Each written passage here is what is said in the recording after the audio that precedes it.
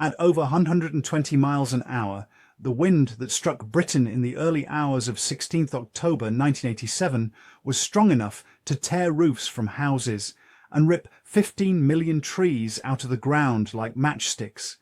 18 people were killed. Power vanished. Whole landscapes were erased in a single night. But this story isn't just about statistics or damage figures worth 2 billion in today's money. It's about the moment Britain went to bed calm and woke up changed forever. Before we continue, make sure to like and subscribe, because this is a story that deserves to be remembered. What actually happened during those dark hours is something many still struggle to put into words. 1. The night Britain went to sleep. You remember that evening? Mid-October, Tuesday, the 15th of October, 1987. The kind of night Britain has seen 1,000 times before. Rain tapped softly against the windows. A mild wind moved through the trees. Nothing more. You made tea. You checked the doors. Children were sent upstairs. Somewhere, a radio murmured in the background, already fading into sleep. Across southern England, from Kent to Hampshire, millions did the same. No urgency, no fear, just routines, just trust. And that was the hook. Because within hours, that trust would be tested in a way Britain had not experienced in generations. As you slept, something far larger was already moving towards you. 2. No cause for alarm. Earlier that evening, you'd heard the forecast. Calm, reassuring, almost dismissive. On television, the message was clear. There was no cause for alarm. Strong winds. Yes, but nothing out of the ordinary. Certainly nothing resembling a major storm. You believed it. Most people did. Why wouldn't you? In 1987, weather forecasts carried authority. They shaped decisions. They shaped sleep. And that single phrase would later echo across Britain with a strange mix of bitterness and understanding. Because while the country relaxed, the atmosphere was quietly breaking its own rules. And out at sea, the storm was growing teeth. 3. A storm that shouldn't exist. This was a storm that the textbooks didn't prepare for. A rapidly deepening system formed over the Bay of Biscay, accelerating northeastwards with terrifying efficiency. In modern terms, it was a meteorological blind spot. In 1987, our satellite coverage was limited. Forecast models were crude by today's standards. Data arrived late, sometimes not at all. The storm intensified faster than expected, much faster.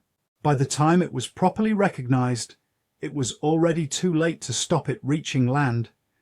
You were asleep while pressure dropped sharply, while winds gathered strength, while Britain unknowingly waited for a storm that, according to the forecasts, simply shouldn't exist. And then, just after midnight, it arrived. 4. Midnight, when the wind turned violent. At first, the wind changed its tone. Then it changed its intention. Shortly after midnight, on 16 October 1987, gusts began to surge past 100 miles per hour. In some coastal areas, they would later peak at over 120 mil/h. Roof tiles lifted. Television aerials snapped. Windows bowed inward. Under pressure they were never designed to withstand. You lay awake now, fully awake, listening to unfamiliar sounds. The deep roar of wind through streets, the crack of wood, the thud of falling objects you couldn't yet see. This was no longer weather. This was force. And outside, the oldest witnesses of all, the trees, were beginning to fall. 5. The trees that had stood for centuries. By morning, more than 15 million trees would be gone. Oak, beech, chestnut. Some had stood since before Britain was Britain, in parks, forests, and quiet country lanes. They were torn from the earth entirely, roots exposed, soil lifted, history overturned in seconds. Kew Gardens lost hundreds. The New Forest was scarred beyond recognition. Roads disappeared beneath tangled canopies. Rail lines were blocked. Familiar landscapes became unrecognizable. You would later walk past places you thought you knew and feel something missing, not just trees, but permanence. And as daylight approached, Britain was about to see just how deep the damage truly ran. 6. Darkness across the south. The lights went first, one by one, street by street. By the early hours of 16th October 87, electricity failed across much of southern England. Power lines collapsed under falling trees. Substations flooded or damaged. Entire towns were swallowed by darkness. You noticed the sudden silence. No hum of appliances, no glow behind curtains, just the wind, constant, relentless. Candles were lit. Torches searched drawers that hadn't been opened in years. Radios became lifelines again. And in the absence of light, something older returned, uncertainty. Because in the dark, every sound felt closer, and every moment stretched longer than it should. 7. Inside the homes, behind closed doors, Britain waited.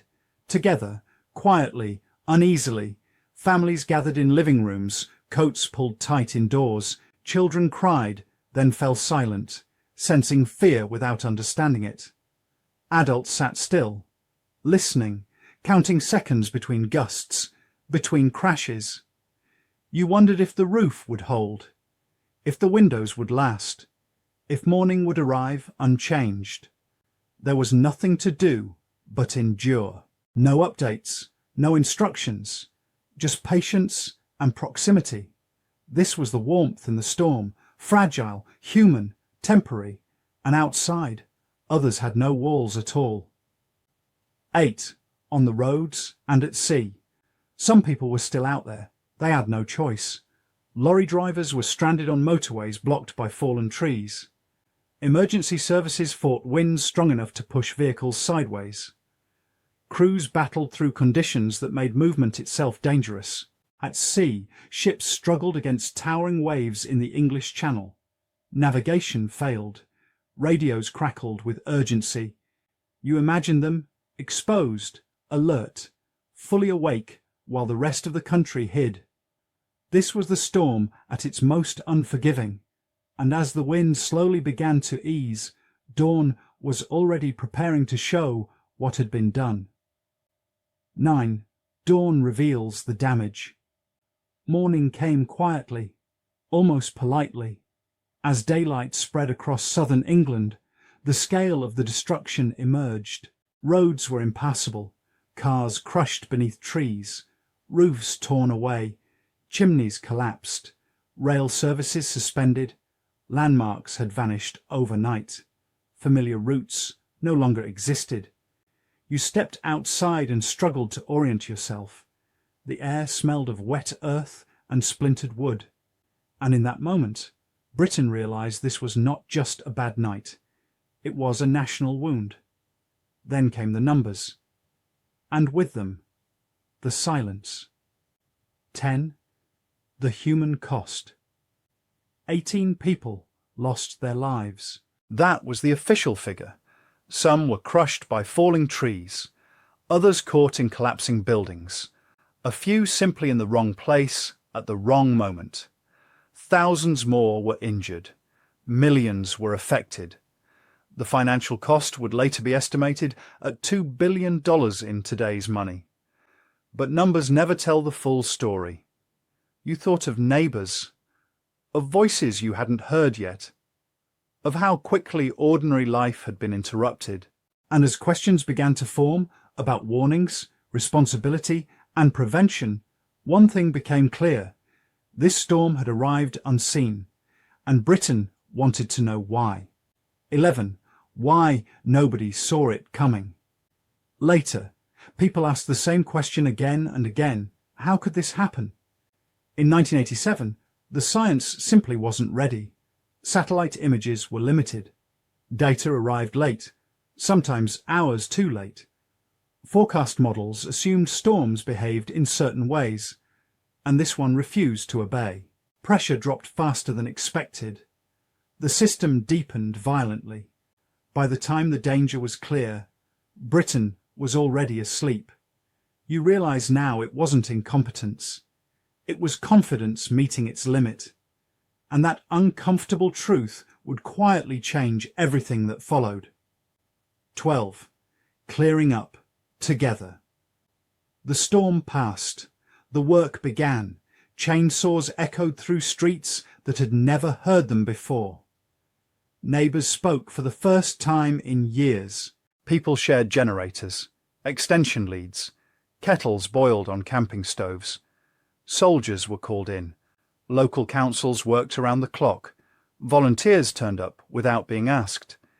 You remember the exhaustion, but also the strange closeness, because when nature stripped things back, Britain responded the only way it knew how, together. 13. A turning point for weather forecasting.